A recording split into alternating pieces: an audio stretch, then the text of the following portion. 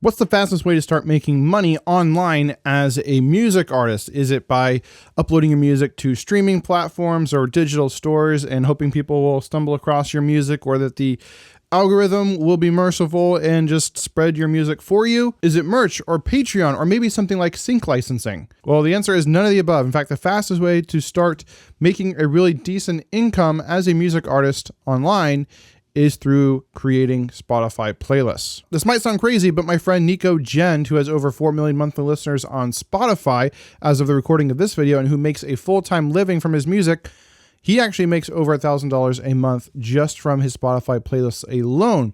And this doesn't even count any of the streams that his songs get from these playlists. So if you add those in, it's even more. But how does he do this? Because it's actually illegal, right, to accept payments in order to put someone onto your playlist on Spotify. Spotify will kick you off their platform if you're caught doing this. So never like charge someone in order to put their song on your playlist. However, there are, legal methods of doing this, and there are these platforms like SubmitHub, Unheard, Playlist Push, Groover, Daily Playlist, Indie Mono, SoundPlate, and a bunch of others.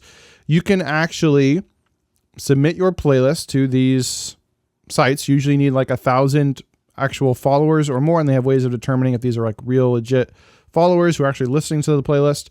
And then if you get approved, then they'll start sending songs to you for you to listen to, and you get paid to actually listen to music, and then you can decide whether or not to add those songs to your playlist. And this is legal because you're not actually getting paid to add songs to the playlist, you're just getting paid to listen to the songs, and you may or may not add them to your playlist. So this is a way that we can really start making money quickly. And here, let me share with you what Nico says about this himself. The playlists are, first of all, to get Spotify good data on who listens to your music, but also it's a really powerful way to monetize your music, because while it's not directly through your music, it's through your playlist. If it has a certain size, you can register to SubmitHub and Playlist Push, Groover, Unheard, a lot of platforms where you get paid to listen to people's music and accept or decline them to be added to your playlist. Yeah, how much do you get paid for that? Through all the platforms, I get around $1,000 a month. Oh wow! I'm guessing you get paid more based on the size, or how does that work? On each platform, they register all of your playlists, and most of these platforms also have ways of detecting how many people actually listen to your playlist and what's the engagement like, and if the growth is healthy or if it looks kind of fishy and stuff like that. So it depends what genre you're in and how your data looks as a curator, like how your scores look and what your pricing is of how many submissions you'll get. But yeah, it's pretty good money for basically just listening to music for 10-15 minutes a day. And you also get to find really cool music and cool artists that you'd never otherwise be able to discover. And that's how you become a curator and your own Spotify editorialist, like no other thing. They also get sent songs. Right. And what this is a much quicker way actually to start earning off of your playlist than I would say of your streams if you're starting at zero. If you're starting at zero or 2,000 monthly listeners or something, it will take you a while to be able to earn a significant amount of money back from streams.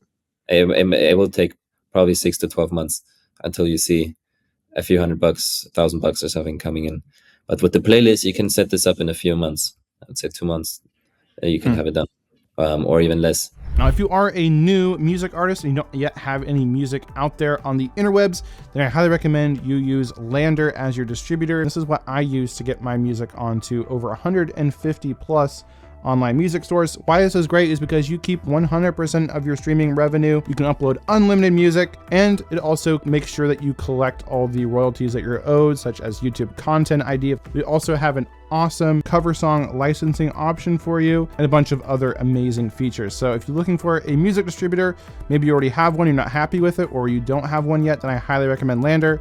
I've compared 8 of the different top music distributors, and I found Landr to be the best, and it's what I use myself. Best of all, if you use my link, if you go to orpheusaudioacademy.com/Landr, you can actually get 20% off Landr Studio, which gives you a whole bunch of other stuff too, such as samples, plugins, courses, and a ton more. So definitely check that out. Because you need what, at least 1,000 followers for an SubmitHub? I don't know about the other on platforms. paper it's at least 1,000, but I've also had a talk with them, and they're getting flooded with playlists and stuff. And so if you're starting out, you should not directly register when you're exactly at 1,000, because then they think you just build it to 1,000 and then to register and stuff.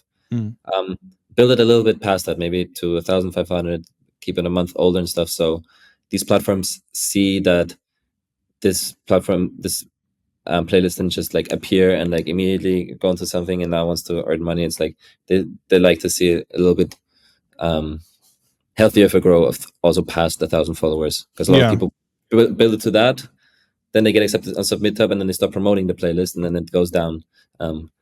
One thing that has to be noted is the followers in a playlist don't mean a lot or anything really. First of all, there's editorial playlists with millions of followers that basically give you no streams.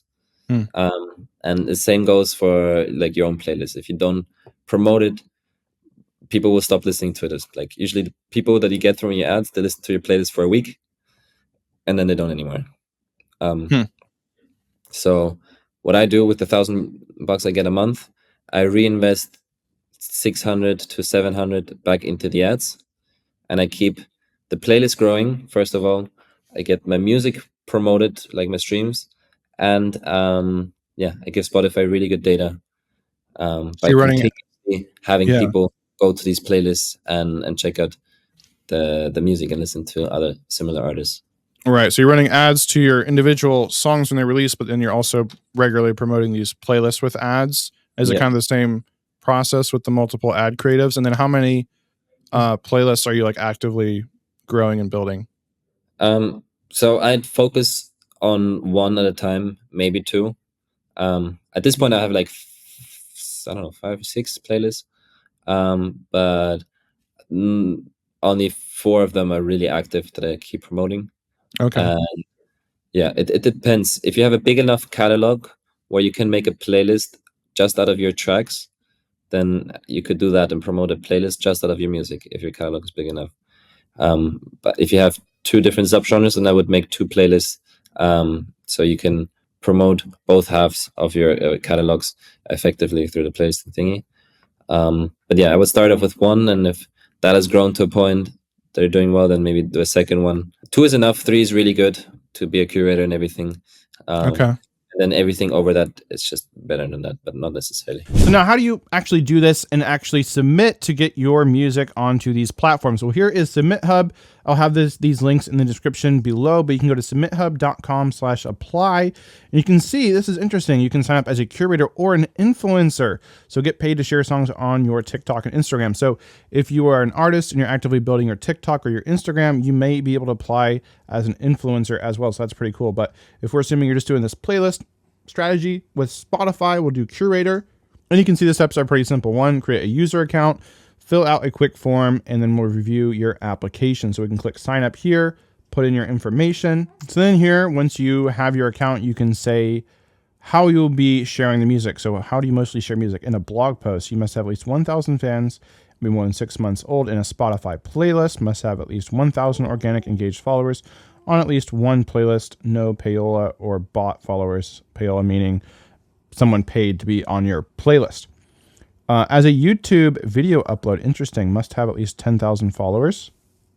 So you can do YouTube as well, or on radio. So if you have like a radio station, which probably you don't have if you're watching this.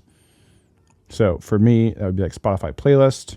How SubmitHub works: musicians send you music, you listen and you decide to share it or not. You'll get sent premium and standard submissions. Premium submissions, you get paid per song. You have 72 hours to respond and must listen to at least 60 seconds. Standard submissions, so on, so on. Right? You only have to share songs you really like. Most people approve only 10% to 40% of their submissions.